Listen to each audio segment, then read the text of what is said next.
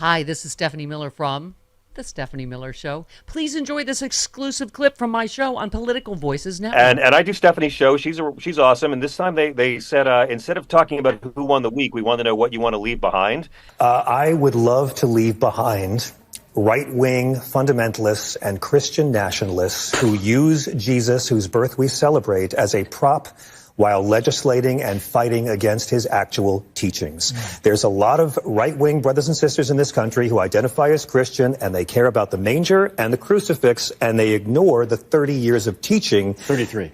Well, actually 3 years of teaching he did in between. Jesus is not an ally of the Republican Party. There is no overlap between Jesus and the policies of Donald Trump. In South Carolina, they tried to have a bill this year calling for the death penalty for abortion. We're so pro-life, we'll kill you. That's where we're at right now. And I went off, and you were awesome. I didn't think much about it. And then a couple of famous people retweeted it, and then the death threats started coming in from the good Christian folk. So, yeah.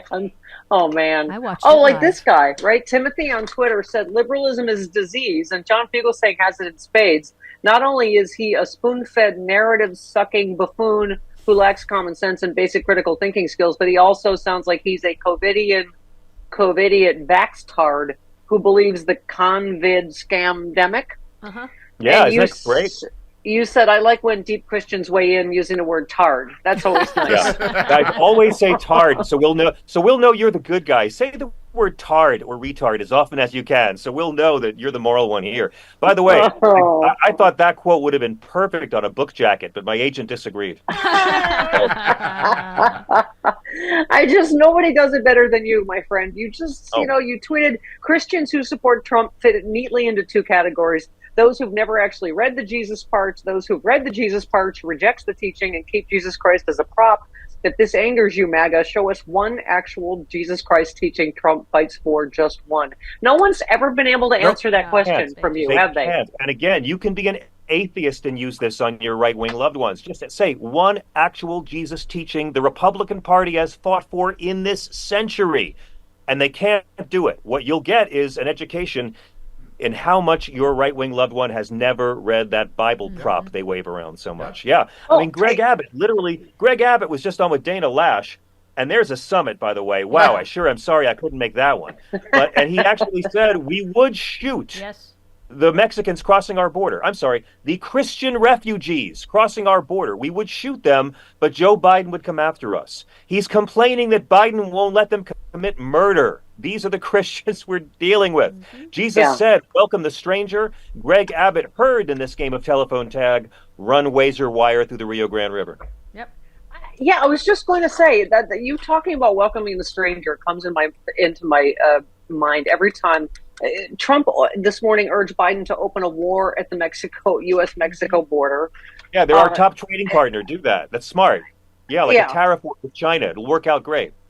Yeah, in an overnight DOJ filing, feds confirmed Texas National Guard has deployed armed soldiers and vehicles to block the federal government from accessing the river. Oh, so they can continue to shred people with razor wire. Oh yeah, like no Jesus would do. Yeah. Oh yeah, let's block them from bringing in medical care at the border or Gaza. Any way we can make poor brown people suffer, we'll sleep better at night. By the way, I thought Brian Bueller had a good point. He said Dems should respond to Republican extortion in the border talks by tying Republicans to Trump's claim that immigration is poisoning the blood of our country. I mean, you've got to try to find ways to make the awful Hitlery things he says stick. Otherwise, they just float off into the ether, right? Yeah, you got to say them, and then you got to try to find the media to cover it. Because I've come to believe this corporate media really misses their Trump-sized ratings. And that might be the two things that scare me most are not Trump or Biden. What scares me is OPEC cutting production, so gas will be $5 a gallon in October because they want their racist buffoon puppet back in the White House. And what scares me is the fact that the media kind of wants their racist puppet buffoon back in the White House as well, because the media knows that hate watching is a great thing for ratings, and that's their priority. Not journalism. Journalists care about telling the truth, but the media, their job is profit, and Donald Trump is great for ratings. You keep calling out the hypocrisy, though, John. This is Biden-Harris headquarters retweeted you, saying on TV, Republicans in South Carolina tried to have a bill calling for the death penalty for abortion. We're so pro-life, we'll kill you. Isn't that great? Isn't that great? Few states have tried that. Yeah. The death Yeah, I mean, penalty.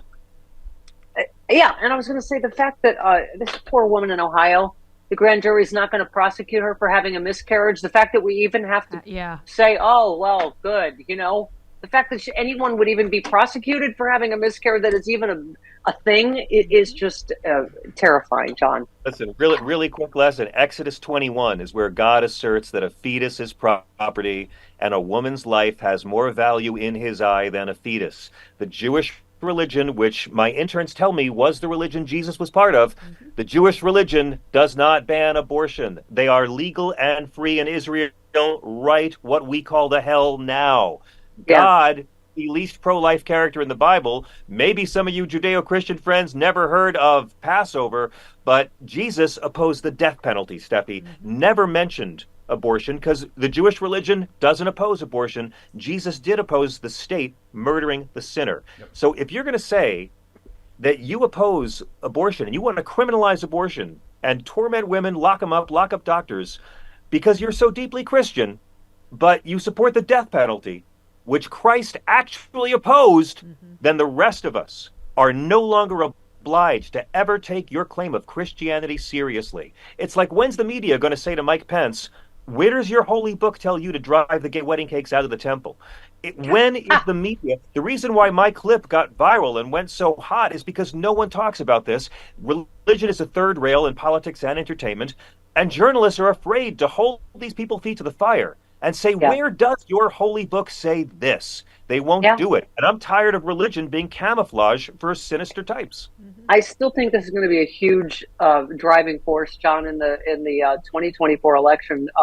Just one more tweet on this grand jury thing. Alfredo Liberal says a grand jury shouldn't have to decide if a woman who was committing a crime for having a miscarriage or getting health care. The GOP unleashed a Pandora's box, and they're going to get demolished this year because thanks to women. They've had enough, and the men like myself are going to help out and make sure they never come back in power. And I think that's true. All of our great allies like you are going to, be there side to side with the women. And I think that's Roe rage, I think, is still being underestimated in this next cycle. That's right. Roe rage is it. And that's why we're doing what we do. That's why we got to bring good trouble to the right-wing bubble. That's why we're going to do 45 dates on the Sexy Liberal. Wait, what? 85 shows on the Sexy Liberal tour this year. Wait. We're going to Alabama. We're going to Mississippi. Forgot something. We're taking Howard Dean to Louisiana. Hey all, Glenn Kirshner here. I hope you'll join me on my new audio podcast, Justice Matters. I'll be using my 30 years as a federal prosecutor and Army JAG to unpack, break down, and explain the legal issues of the day, particularly where the legal intersects with the political. Please look for Justice Matters with Glenn Kirshner wherever you generally get your podcasts.